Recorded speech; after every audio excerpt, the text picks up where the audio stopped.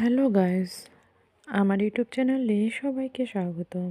আমি অনেকগুলো বেথো শাক নিয়ে বসে পড়েছি। বেথো শাকগুলো যেহেতু জমি থেকে নেওয়া, তাই অনেক কিছু আগাছা রয়ে গেছে, যেমন গম ক্ষেত থেকে তোলা, আলু ক্ষেত থেকে, ভুট্টা ক্ষেত থেকে। তাই এগুলো সুন্দর করে আমি বেছে নিলাম।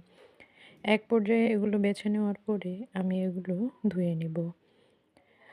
যেহেতু এগুলাতে অনেক কাদামাটি রয়েছে, এগুলো আমি ভালো করে ধুয়ে নিব। আর আমার ভিডিওটি আপনাদের সামনে আসলে নিশ্চয়ই লাইক ও সাবস্ক্রাইব করবেন।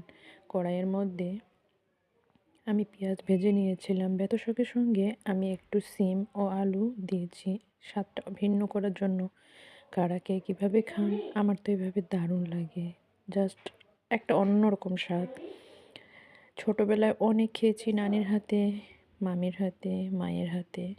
এবার নিজে রান্না করলাম। কার কেমন লাগে